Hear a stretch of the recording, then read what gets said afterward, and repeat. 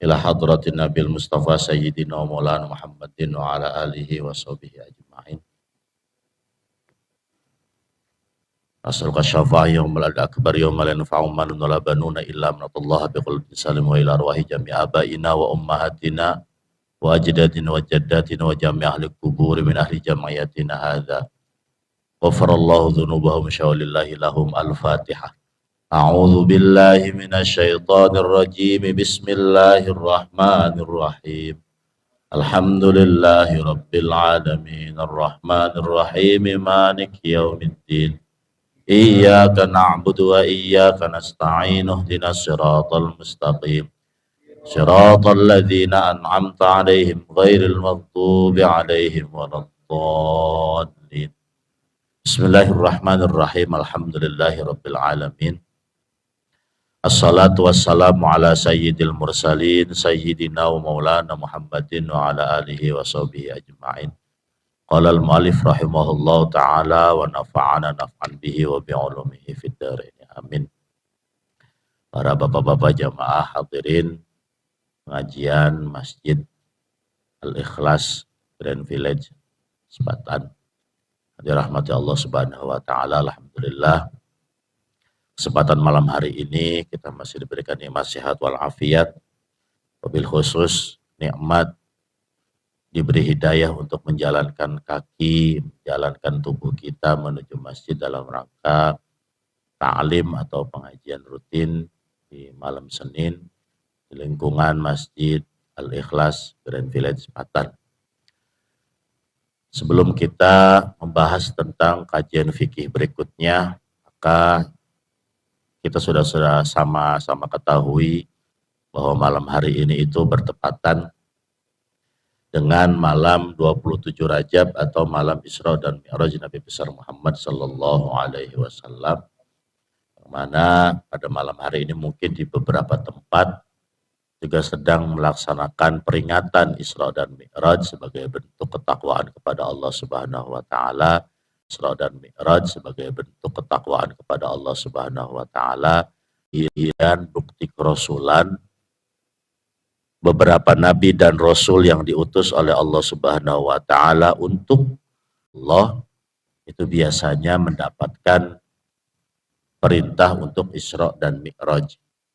Makanya dalam Al-Qur'an itu disebutkannya bukan sebutan nama Muhammad, tapi sebutannya bi'abdihi, dengan hambanya. Dikarenakan beberapa nabi sebelum Nabi Muhammad pun memang melaksanakan Isra dan Mi'raj. Kenapa Isra dan Mi'raj itu harus ada? Pada di dan Mi'raj itu ada peristiwa namanya pemboikotan terhadap keluarga besar dari Bani Hashim dan Bani Abdul Muttalib. Orang-orang yang mengikuti jejak Nabi kala itu dipaksa untuk diboikot di tengah gurun. Tidak dikasih makan, tidak boleh ada yang memberi bantuan, tidak boleh ada yang bertransaksi jual beli. Bahkan yang teramat sangat kejam itu adalah ketika ada yang meninggal dari Bani Hashim maupun Bani Abdul Muttalib dan berlangsung selama 3 tahun. Surat pemboikotannya ditulis dan berlangsung selama 3 tahun. Surat pemboikotannya ditulis Ka'bah. Semua orang sekitar Mekah itu tahu bahwa ada surat perjanjian pemboikotan terhadap pengikut Muhammad pada waktu itu. Tahun berganti tahun, hari, bulan, terus penyiksaan, kesengsaraan terjadi, sampai-sampai ada yang mengatakan di antara para pengikut Nabi, "Ya Muhammad, mata nasrullah?" Kapan pertolongan Allah didatang? Ini udah kelamaan kita. Dijawab oleh Allah melalui kanjeng Nabi Muhammad, "Ala inna nasrallahi qarib." Ingat bahwa pertolongan Allah itu pasti datang, sedikit lagi datang. Sampai ada yang meninggal dunia. dan bukan 1-2 orang. Bayangkan bayi yang harus mendapatkan asupan ASI dari ibundanya kagak makan, nggak keluar air ASInya. Bayi nangis, kakek-kakek udah mau meninggal dunia, bantuan nggak ada juga. Salah satu yang berani mengirim bantuan pada waktu itu adalah Umar bin Khattab. Karena Umar itu bukan Bani Hashim, bukan Bani Muthalib. Tapi pada waktu itu Umar sudah masuk Islam. Datang, dicegat keledainya Abdul Muthalib. Ternyata orang Islam pada waktu itu berkejam. Maka harus kita selesaikan pemboikotan ini, sudahi. Beberapa orang Quraisy kemudian menghadap ke pembesar-pembesar Quraisy, ada Abu Jahal, Abu Lahab, Abu Sufyan, abu-abuan lah, golongan abu-abuan itu. Bahwa sudah stop, ini jangan diteruskan, bisa pada mati semuanya. Kita sobek aja surat perjanjiannya. Pas masuk ke dalam Ka'bah, singkat cerita, untuk menyobek surat perjanjian, kalau ada yang pernah nonton ceritanya atau nonton filmnya, ini luar biasa mukjizatnya. Itu pas mau disobek surat perjanjian itu, ternyata surat perjanjiannya sudah dimakan rayap, habis, sudah nggak ada. Tinggal atasnya doang yang nggak ada tulisan. Jadi karena surat itu sudah dimakan rayap, maka pemboikotan itu berhenti selama 3 tahun. Balik lagi orang Muslim ke keluarganya, dapat makanan lagi, dapat bantuan lagi, bisa bertransaksi lagi. Apakah setelah itu ujian kepada Nabi Muhammad selesai? Enggak. Setelah itu Abu Thalib meninggal.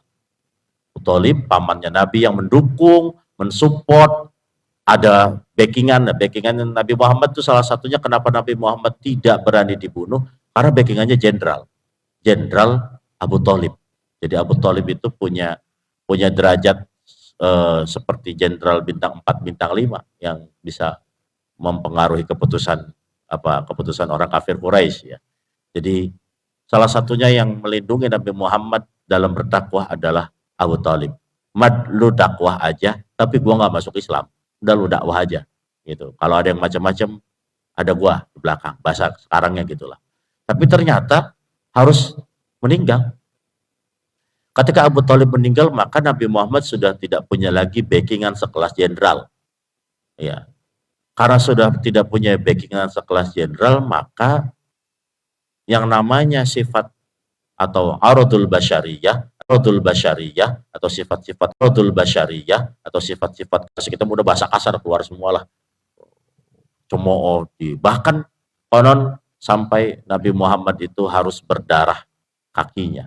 Akhirnya pulang karena nggak dapat cemoohan, pulang singkat cerita ketemu sama Jibril. Bahasa kitanya, ini lo tadi udah dihina, dimaki, dicemooh, bahkan tadi dilemparin. Ini buku kita hancurin aja apa? Kata Jibril. No, Gunung Uhud udah siap nih, meledak semuanya. Asal ngomong yes, udah kita bantai semuanya, habisin semuanya. Kalau Nabi Muhammad kayak Nabi Musa, selesai udah orang Taif. Kalau Nabi Muhammad kayak Nabi Musa ditawarin apa-apa juga gas Allah. Ya. Musa ini gimana orang Yahudi, kita bunuh aja Allah, gas, udah gas, habis semua mati. Gitu. Jadi ke Nabi Muhammad enggak, bantai aja apa ini mad, kata Jibril. Jangan, Jibril. Innahum la ya'lamun. Mereka itu nggak ngerti. Mudah-mudahan ntar keturunannya pada bisa masuk Islam. Itu tuh sesuatu yang hanya dimiliki oleh Nabi besar Muhammad Shallallahu Alaihi Wasallam. Makanya saking dikumpulinnya semua privilege itu oleh Nabi Muhammad, makanya Nabi Muhammad nanti di yaumil qiyamah punya syafaatul uzma yang cuman dia doang yang punya. Kenapa? Karena akumulatif dari privilege yang gak diambil-ambil. Ini jangan, Allah udah tenang aja, masih bisa gua itu mah sendirian juga, udah nggak usah dihancurin. Dikumpulin, maka nanti kita yaumil qiyamah umat Nabi Muhammad itu akan mendapatkan syafaatul uzma. Jadi sebanyak apapun dosa kita, sebanyak apapun maksiat kita, jangan pernah putus dari rahmat Allah, jangan pernah putus dari harapan untuk meminta ampunan kepada Allah. Karena nanti pada ujungnya dikupiak, iya memang dikupiak kemudian. Dibersihin dulu di neraka, disikat pakai sikat besi, semuanya bersihin dulu. Tapi setelah itu nanti ada syafaatul uzma. Ini mah umat gua nih, namanya Syamsuddin, dulunya tukang nyapu di masjid. Tukang aja tukang ini. Udah, angkat. Jangan lama-lama, angkat semuanya. Temennya siapa aja? Samsudin temennya, no, DKM no suka ngaji, bawa semua. Itu syafaatul uzma. Amin. Nah, dari mulai pemboikotan, kemudian pamannya Nabi meninggal, istrinya meninggal, sampai ke Taif juga dicaci maki. Buntut dari kesabaran Nabi, hadiah dari sebuah kesabaran yang luar biasa yang dimiliki oleh Nabi Muhammad, maka Allah mengundang Nabi Muhammad untuk outing man, kita berjalan-jalan.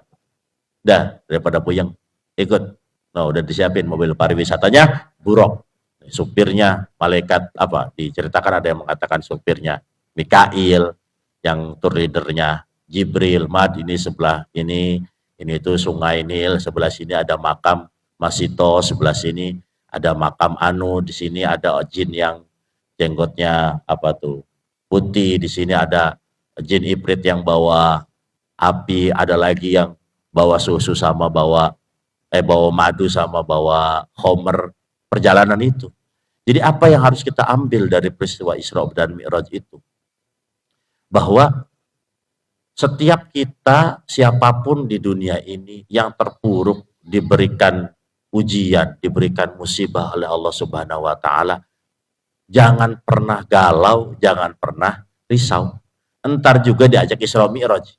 Tapi Isra Mi'rajnya versi kita, orang biasa, bukan jangan ngarep ke langit ke Sidratul Muntaha, jangan.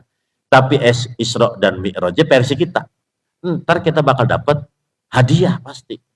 Apakah itu tadinya belangsa kerjaan, gaji ngepas, bayar listrik, tiap bulan juga kadang-kadang harus diirit-irit, terus anak sakit, habis anak bini sakit, habis bini sakit, misalnya motor hilang, habis motor hilang misalnya, tunjangan di tempat kerja ditunda, dan jangan risau dan jangan galau. Nanti wa may yattaqillaha yaj'al lahu makhraja. Kalau bertakwa, kalau sabar, Allah pasti ngasih jalan keluar. Wa yarzuquhu min haitsu la yahtasib, dan akan diberikan rezeki oleh Allah dari jalan-jalan yang tidak pernah kita kira, tidak pernah kita perhitungkan. Tahu-tahu ada aja yang ngasih rezeki. Ya, jadi saat Isra Mi'raj itu adalah hadiah atas kesabaran Nabi, plus Isra Mi'raj itu menghasilkan sebuah peribadahan yang luar biasa, yang mana pada puncaknya Nabi Muhammad diperintahkan untuk menjalankan sholat 5 waktu seperti yang sudah kita ketahui ya. Walaupun sebelumnya itu dari 50, thumma ruddat ila khamsin amaliyah, kemudian disingkat menjadi 5 waktu. Andai Nabi Muhammad itu masih ngikutin jalur nggak enakannya, itu kita 50 waktu. Untungnya dicegat sama Nabi Musa. Mat, dapat apa Mat? Dapat sholat bang. Berapa? 50 waktu bang. Kebanyakan Mat, umat tuh nggak kuat 50 waktu. Nego Mat, nego. Balik lagi naik ke atas. Ya Allah, jangan 50. Diskon apa diskon? Ya udah diskon. 45 katanya. Turun lagi, ketemu lagi sama Nabi Musa. Gimana coy? Diskon bang. 45. Masih kebanyakan. Naik lagi 40 terus sampai kemudian sholat 5 waktu. Ketemu lagi sama Nabi Musa. Gimana Mat? Udah dapat diskon? Udah bang. Berapa? 5. Balik lagi. Sono kebanyakan. Udah lah bang lah. Malu saya bolak-balik dulu mah. Akhirnya oleh-oleh yang dibawa dari perjalanan Nabi itu bukan tape Bandung, bukan apalagi, bukan talas Bogor ya, bukan roti unyil. Yang dibawa oleh Nabi Muhammad dari perjalanan Isra Mi'raj adalah sholat 5 waktu. Dan sholat 5 waktu itu menjadi menjadi perintah yang diperintahkan tanpa melalui malaikat Jibril. Kalau puasa, pakai malaikat Jibril. Jibril kasih tahu Muhammad, kutiba alaikumusiyam. Kisos, perintah kutiba alaikumul kisosu. Perintah haji melalui Jibril. Perintah sedekah melalui Jibril. Tapi sholat mah enggak. Perintahnya langsung dipanggil. Coba kalau ada surat edaran dengan kita dipanggil langsung. Ada surat edaran dari kepala dinas misalnya. Dengan kita dipanggil langsung. Kuatan mana perintahnya? Kuatan dipanggil langsung. Udah dipanggil langsung, dikasih surat pisan. Ada stempelnya, ada tanda tangannya, pakai kopnya. Kalau bahasa sekarang. Sangat kuat perintahnya. Dan satu-satunya perintah yang diperintahkan oleh Allah kepada Nabi Muhammad cuman sholat. Makanya kelewatan kalau ada orang sampai ninggalin sholat. Karena perintahnya sangat kuat. Makanya hadisnya as-sholatu imaduddin. Tiangnya itu sholat. Yang lainnya mah puasa, haji, yaitu mah plafon, genteng. Ya. Rumah nggak ada gentengnya masih bisa ditempatin. Tapi rumah kalau udah nggak ada tiangnya, gimana nempatinnya? Bukan dikatakan rumah. Ya. Jadi mudah-mudahan dengan malam ini kita ngaji, kemudian tadi sedikit dijelas ibadah sholat lima waktu. Lantas sholat 5 waktu itu gimana sih? Turun ke bumi, sholat subuhnya belum tuh? Kan turunnya sebelum subuh. Subuh, sebelum subuh, turun.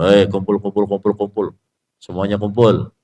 Gua mau bilang nih bahwa gua habis Isra Mi'raj, kata Nabi Muhammad. Abu Jahal, Abu Lahab, Abu Sufyan kumpul semuanya.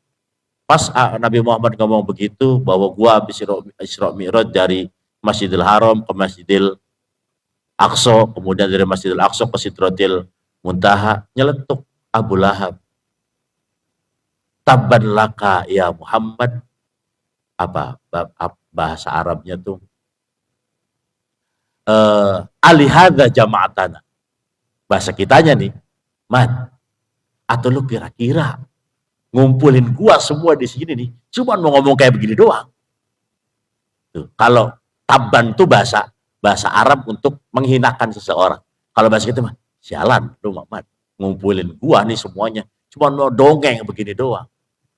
Tabban laka ya Muhammad. Makanya setelah itu kemudian dibalas oleh Allah, tabbat yada abi lahab wa tab. Karena duluan Abu Lahab yang ngomong kepada Nabi Muhammad, tabban laka ya Muhammad. Alihadza jama'atana. Cuman gara-gara ini doang lu ngumpulin kita semua. Nah, maka yang pertama kali mempercayai peristiwa Isra Mi'raj adalah Abu Bakar As-Siddiq. Gimana? Percaya lu sama gua? Saya mat, gua mau mat sama lu mah. Temen CS-nya paling pertama kali yang percaya sama Isra dan Mi'raj Nabi adalah Abu Bakar. Subuh belum sholat, zuhur mau sholat, bingung gimana ini sholatnya, belum ada video tutorial, nyari di Google belum ada, gimana cara sholatnya. Turun Jibril, sholat di belakang gua, sholat belakang gua, mat. Jadi yang ngimamin Nabi Muhammad sholat itu adalah malaikat Jibril. Jadi malaikat Jibril ngimamin Nabi Muhammad, ngeliatin, ngikutin, cengkang, cengking, sujud, rukut, i'tidal, salam, dan semuanya. Dan bacaan-bacaan dalam sholat itu salah satunya adalah bacaan saat Nabi Muhammad bertemu dengan Allah. Saat bertemu dengan Allah, Nabi Muhammad mengucapkan at-tahiyyatul mubarakatus salawatut tayyibatulillah. Allah menjawab, assalamu alaika ayyuhan nabi wa rahmatullahi wa barakatuh. Dijawab lagi sama Nabi Muhammad, assalamu alaina, bukan assalamu alayya. Kalau Pak Ustadz Udin, kayaknya kata Allah, assalamu alaika ayyuhal udin wa rahmatullahi wa barakatuh. Pak Udin bakal wassalamu alayya. Sendirian doang. Tapi Nabi Muhammad mengucapkannya, assalamu alaina, kami semuanya, wa ala ibadillahi sholihin, dan seluruh hamba-hamba engkau yang soleh. Itu nggak pelit, Nabi Muhammad nggak pelit. Jadi ketika didoakan oleh Allah dengan salam itu, maka Nabi Muhammad mendoakan lagi, bukan buat dirinya saja, tapi juga untuk seluruh umatnya yang soleh. Diabadikan dalam pembacaan tasyahud. Nah, diimamin oleh Jibril. Konon hari berikutnya orang yang pertama sholat setelah Nabi Muhammad adalah Ali bin Abi Thalib. Jadi Ali itu menjadi orang kedua setelah Nabi Muhammad yang menjalankan sholat. Baru setelah itu ibadah sholat itu menjadi populer di kalangan umat muslim. Tidak menyembah berhala, tapi betul-betul menghinakan diri kepada Allah dengan cara meletakkan kening di tanah. Waktu itu belum ada sejadah. Ya, waktu itu belum. Jadi semuanya nempelin jidat ke tanah, itu belum pernah dilakukan oleh orang Arab waktu itu. Karena itu tindakan bodoh. Kalau kata orang Arab, ngapain lu nempelin pala ke tanah? Itu tata cara bodoh. Padahal menempelkan kening ke tanah itu adalah bentuk penghinaan diri kita kepada Allah Subhanahu wa Ta'ala. Bahwa otak kita tuh nggak ada apa-apanya. Coba kalau lagi sujud, dada sama otak tinggian mana? Lagi sujud, Udin. Tinggian dada. Jadi kudu didahulukan hati dulu. Otak tuh tinggalin dulu. Gitu. Bahkan lagi sholat mah pantat sama pala, lagi sujud tuh, pantat sama pala, tinggian mana? Tinggian pantat. Makanya kadang-kadang kalau kita bahas filosofi secara mendalam, kadang-kadang otak tuh segitu encernya kalah sama pantat. Ya kan seperti itu dalam kehidupannya. Jadi sholat itu sudah menggambarkan bagaimana filosofi kehidupan manusia. Makanya orang yang sholatnya istiqomah, orang yang sholatnya selalu dijaga, hidupnya tuh pasti tidak akan sepusing orang yang gak pernah sholat. Akan terhindar dari keputusasaan. Makanya orang Jepang itu ketika punya masalah, mereka lebih suka harakiri. Ya, lebih suka bunuh diri. Puyeng nih, bikin pertemuan baru gak ketemu. Udah, mereka akan bunuh diri. Karena mereka tidak punya Tuhan. Tapi orang Islam, puyeng apapun, kalau udah sujud, minimal lagi sholat tenang. Habis sholat puyeng lagi, ya itu mah urusan belakangan. Oh ya, namanya juga manusia pasti dikasih puyeng. Ya, jadi tetap pertahankan sholat walaupun masih maksiat. Kita masih maksiat ini masalahnya. Masih kalau ada dangdut masih suka nyawer, udah sholat jangan ditinggalin. Biar masih nyawer juga gitu. Nanti lambat laun sholat itu akan membentengi diri kita, nyawer yang gak terlalu banyak. Iya, tadi aja sekali nyawer gocap, besoknya turun 20.000, turun lagi goceng.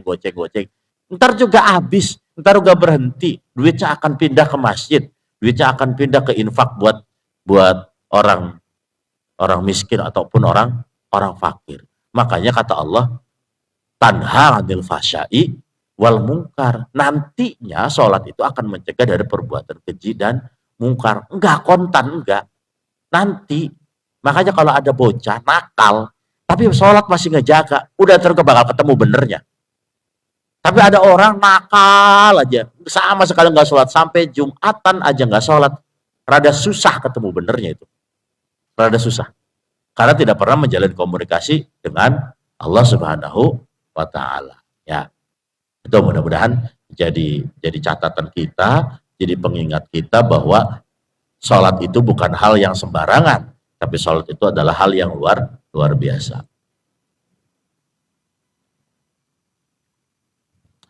Bismillahirrahmanirrahim. Babul ma'i, bab air.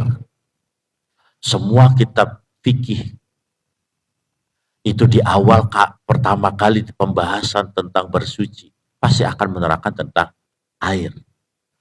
Karena air itu menjadi prioritas dalam bersuci. Ya seperti minggu lalu kita bahas, pakai batu tuh menghilangkan najis enggak? Ya, kan bukan menghilangkan najis, tapi makanya prioritas utama adalah air.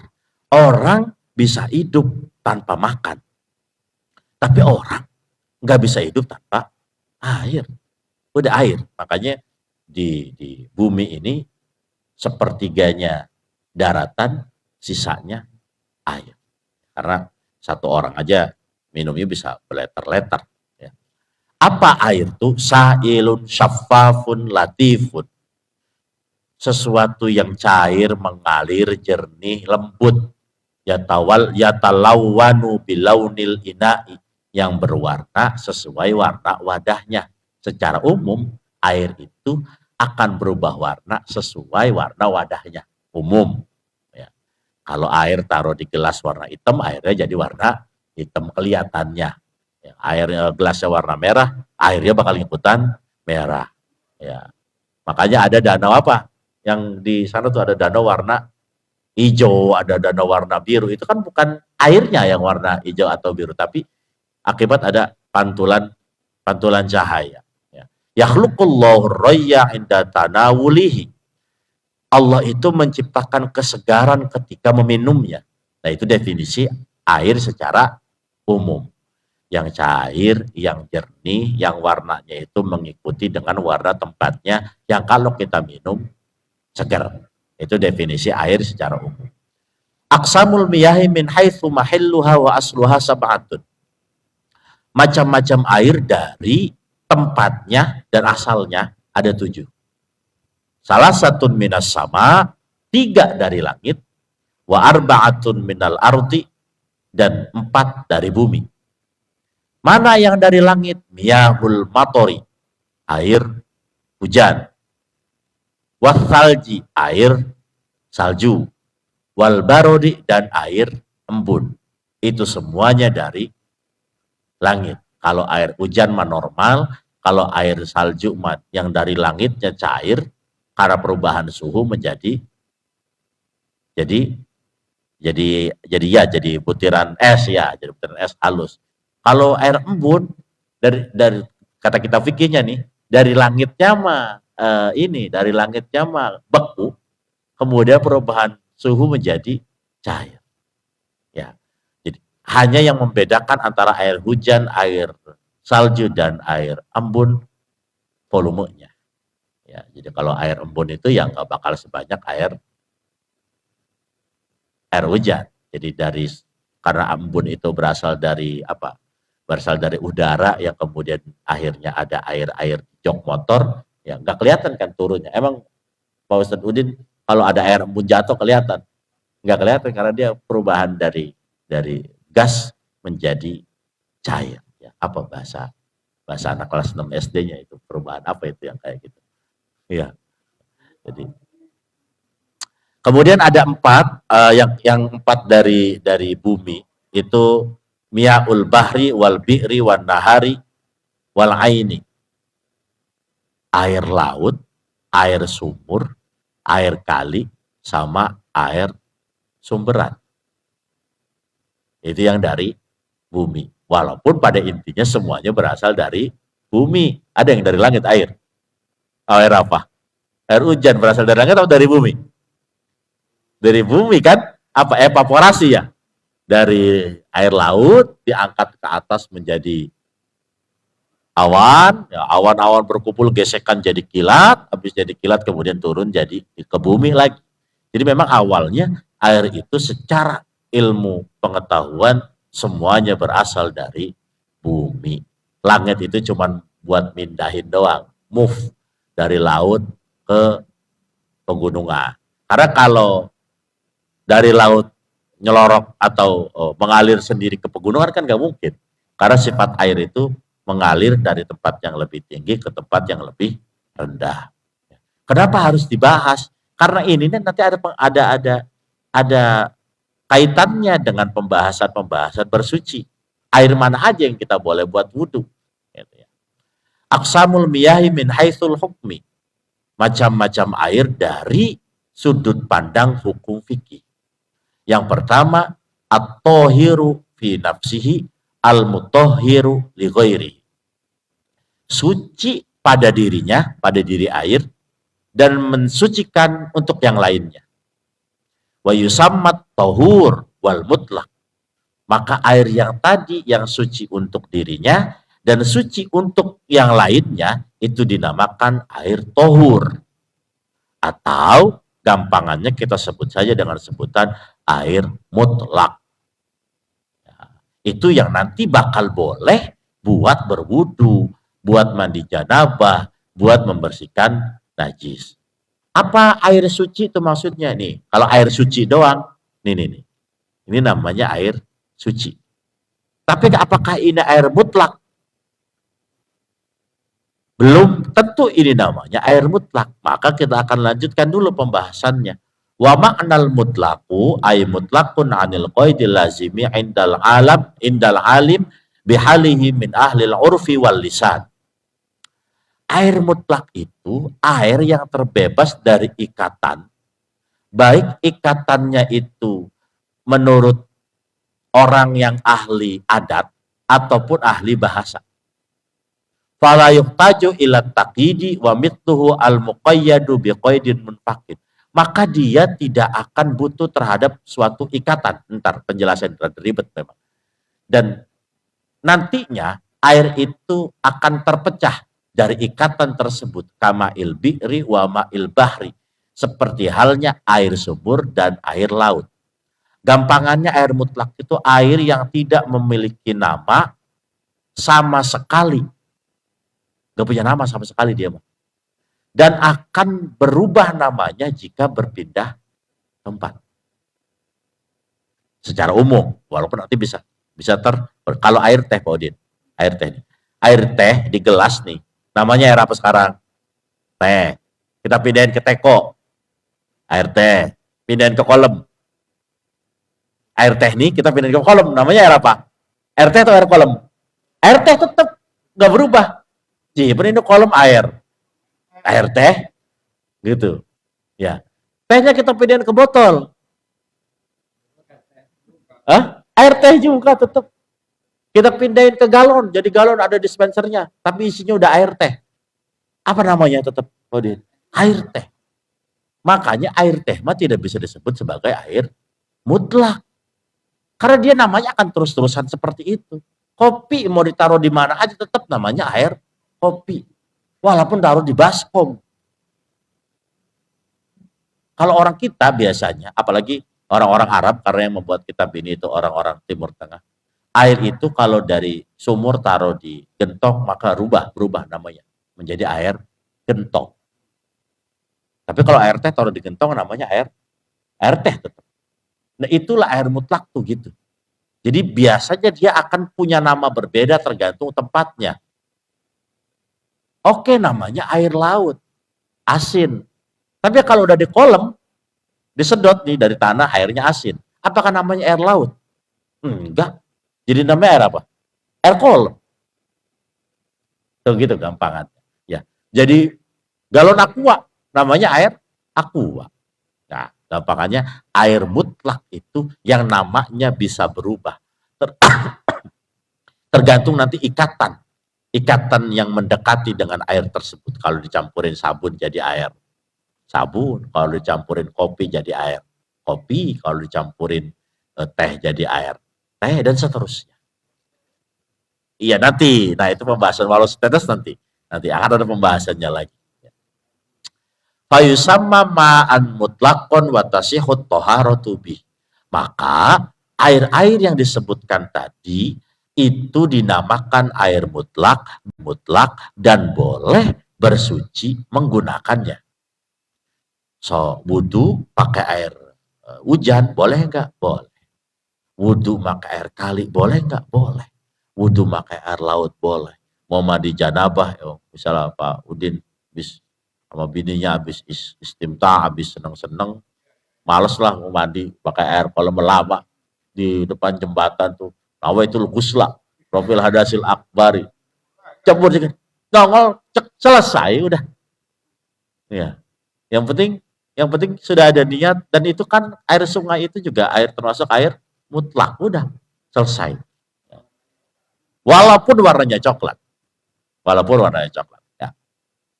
Bi khilafil muqayyadi bi qaidi lazimin kama'il waradi wal qahwati wal asiri. Membedakan dengan air yang terikat dengan ikatan yang lain seperti air mawar, air kopi, air peresan anggur, nggak bisa itu mah. Walaupun air peresan anggurnya ada sekolah, ya buat mandi nggak boleh. Bikin kopi sekolah buat mandi nggak boleh tetap, karena airnya udah bukan air mutlak. Fala yusamma ma'an mutlaqan wala tasihhut thaharatu, maka tidak dikatakan air mutlak dan tidak sah menggunakan air yang tadi disebutkan untuk melakukan bersuci, baik suci dari hadas maupun bersuci dari najis. Aqsamul ma'il mutlaqi min haitsul karahati. Jenis-jenis air mutlak tah, jenis-jenis air mutlak tah, jenis-jenis air mutlak tah sucinya, sah mandi janabahnya, sah membersihkan najisnya, tapi ada tambahan hukum makruh. Mana? Al-ma'ul musyammasu, yaitu air yang kena sinar matahari secara langsung, yang airnya itu ditaruh dalam bejana besi atau bejana selain emas dan perak. Misal ada orang bikin kolamnya dari besi, ditaruh di luar, kena sinar matahari, namanya air musyammas. Ketika air itu dipakai mandi janabahnya sah, tapi beserta makruh. Kalau bisa mah jangan. Kenapa? Karena mandi janabahnya sah, tapi beserta makruh. Kalau bisa mah jangan. Kenapa? Karena dari batu, dari semen, enggak kena. Kalau kolamnya dari semen mah enggak. Yang kena itu kena toren yang besi itu yang berpotensi bisa menimbulkan penyakit kulit. Dalam kitab Al-Mutawwalai, kitab yang lebih panjang, itu hilang kemakruhannya jika sudah hilang angetnya. Ya, torennya dari besi, kena sinar matahari, terus kemudian mengalir ke kita, masih panas, masih anget, maka masih makruh. Besi, kena sinar matahari, terus kemudian mengalir ke kita, masih panas, masih anget, maka masih makruh. Kapan hilang makruhnya? Kalau sudah anget-anget, itu bukan hukum saklek, bukan hukum qat'i, bukan. Makruh mah hukum yang menjadi turunan antara hukum halal dan hukum haram. Bainahuma makruh. Di antara halal dan haram itu biasanya ulama punya jalan keluar, namanya makruh. Mana lagi yang ada kemakruhannya? Syadidul hararati, air yang terlalu panas. Limanahi al-isbagh, karena nanti akan mengurangi kesempurnaan mandi ataupun kesempurnaan wudhu. Kalau wudhu ataupun mandi janabah, itu jangan pakai air terlalu panas. Ya siapa juga ya Modin ya, pakai air yang terlalu panas. Kayak contoh kita mau mandi atau wudhu pakai air di derajat pas. Tahu, pernah ke derajat pas yang ada di Garut, itu airnya panas di derajat pas. Tahu, pernah ke derajat pas yang ada di Garut, itu airnya panas, tapi buat berendam katanya sih, tapi buat wudhu kebuka bisa kita kecap-kecip doang wudhunya, cetok, kita saking panas ya air. Ataupun mandinya jadi nggak sempurna, makruh. Tapi boleh nggak mandinya? Boleh. Boleh nggak wudhunya? Boleh. Hanya dapat tambahan hukum makruh. Syadidul burudati, terlalu dingin, juga makruh. Nanti wudhunya jadinya kecap-kecap doang. Iya, makanya kalau mau mendapatkan atau menghindari kemakruhan, itu pakai water heater ya. Water heater kalau lagi terlalu dingin diangetin, kalau lagi panas rada dinginin. Jadi biar ibadahnya, biar wudhunya tidak tidak sampai kurang. Sunahnya dipakai, 3 kalinya dipakai gitu. Yang dikhawatirkan dari penggunaan terlalu panas dan terlalu dingin adalah wudhunya jadi tidak sempurna. Tapi kalau wudhunya tetap sempurna, walaupun air itu sedingin apapun, tetap tidak akan ada kemakruhan di dalamnya. Jadi hukum makruh itu hukum fleksibel. Jadi makruh kalau ada turunannya, kalau nggak ada turunannya, maka makruhnya hilang. Wa miyahu kulli ardin magsubin 'alaiha, dan menggunakan air dari bumi, dari daerah yang kagak jelas. Ini daerah siapa ini? Ya, daerah siapa ini? Maksudnya bukan disediakan buat wudhu, bukan di masjid, tapi ada tiba-tiba ada air muncul gitu. Takutnya punya orang, masih takutnya punya orang, maka kita samakan dengan magsub. Maksudnya magsub itu daerah yang diambil secara paksa gitu, sebelum menjadi hak milik. Tapi kalau air orang dipakai buat wudhu, itu wudhunya sah tapi haram. Ya, tahu-tahu ada keran di depan rumah orang, ada keran, wudhu. Walaupun nanti bakalannya orangnya ridho, tapi sebelum ada ucapan dari orang tersebut, gua ridho, maka itu masih dosa kita. Wudhunya sah enggak? Sholatnya sah. Wudhunya sah enggak? Sah wudhunya. Yang kagak sah, yang bikin hukumnya itu adalah haramnya. Sama kayak kita pakai kain orang, sholat pakai kain orang. Kayak dulu kainnya nih, nggak ngomong, nggak apa, pakai sholatnya masa, tapi ma'al haram, sah tapi sama haram. Tinggal dihitung aja, ntar pas ditimbang, ya, ya iya gitu. Jadi sholatnya dapat 30 pahalanya, nyolongnya 35, berarti minus. Ya, gitu. Makanya usahakan jangan sampai nyerempet-nyerempet ke haram.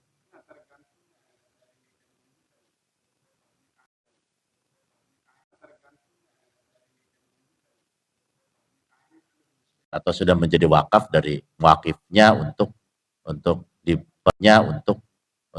dipergunakan di masjid, atau sudah menjadi wakaf dari muakifnya untuk dipergunakan di masjid, atau sudah menjadi wakaf dari muakifnya untuk dipergunakan di masjid. Ada air yang mutlak, tapi mutlaknya ma'al haram dan ma'al makruh. Jadi sholatnya, wudhunya sah, ya wudhunya sah, tapi makruh. Ada lagi yang wudhunya sah, tapi haram. Ya, tadi itu apa? Airnya boleh nyolong. Nggak jelas apakah yang punyanya itu bakal mengizinkan ataupun tidak. Walaupun dalam hati kita yakinlah ini mah, lah dia mau orangnya baraan, pasti juga, kalau kita ngomong juga pasti bakal dikasih. Nggak bisa. Kalau hukum itu nggak bisa. Kecuali dia udah sempat ngomong, lu kalau mau pada wudhu, di air gua aja, nggak apa-apa. Baru. Itu namanya sudah ada akadnya. Kalau belum ada akadnya, jangan macam-macam. Bisa jadi lakinya setuju, bininya, laki gua bayar air mahal-mahal katanya. Ini kan ada orang lain di dalam keluarga. Itu yang menjadikan hukum itu bisa berubah. Walaupun secara asalnya dia halal, tapi ketika ada ada potensi merugikan salah satu pihak, maka akan muncul hukum baru, yaitu hukum haram. Pak Udin, Pak Ustadz, Ampura ini malam hari ini karena ada rajaban di perumahan. Jadi kita ngaji nggak bisa selama minggu lalu, ya.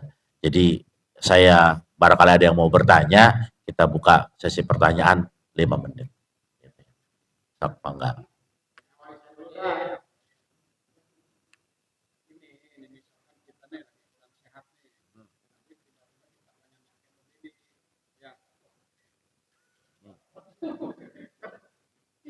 Terus?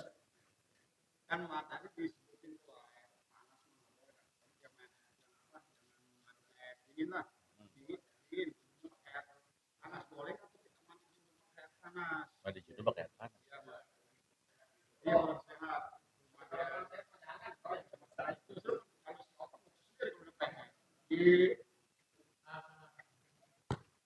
Udah, ya. Emang dalam urusan kebirahian itu, ya, mau sehat mau sakit ya, kalau emang udah itu mah boleh nggak kita mandi pakai air panas? Kalau kuat mah, jadi secara mandinya tetap tetap sah. Apakah air di ngegolakin itu menjadi berubah, menjadi bukan air mutlak? Enggak. Air itu selama tidak ada campuran apapun, sekalipun air itu dididihkan, maka dia akan tetap menjadi air mutlak. Nah, makanya tadi saya bilang, kenapa bisa jadi hukum makruh jika penggunaan air hangat atau penggunaan air dinginnya itu akan mempengaruhi terhadap kesempurnaan mandinya. Jadi sunnah-sunnah mandinya nggak kita lakukan karena airnya terlalu panas, atau wudhunya, kesunahan wudhunya nggak kita lakukan karena airnya terlalu dingin, maka itu akan menyebabkan penggunaan air tersebut menjadi makruh. Mandinya sah? Sah. Selama semua anggota badan tubuh kita itu terkena air, terutama yang bagian zahir. Ya, jadi bukan berarti makruh itu menjadi tidak sah mandinya, tetap insya Allah sah. Lagi? Masih ada 3 menit lagi.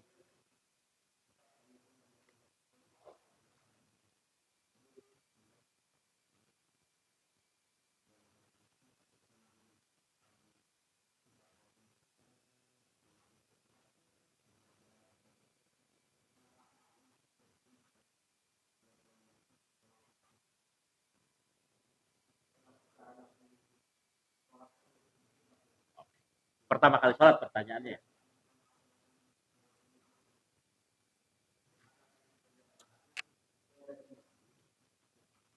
Ya. Pertanyaan bagus nih. Karena memang ada cerita Nabi Muhammad itu pernah pindah kiblat dari menghadap ke Satrul Masjidil Haram, ke tengah-tengah Masjidil Haram, Ka'bah, menghadap ke Baitul Maqdis. Awal pertama kali sholat diperintahkan kepada Nabi Muhammad dan umatnya, kemana ngadepnya? Ke Ka'bah.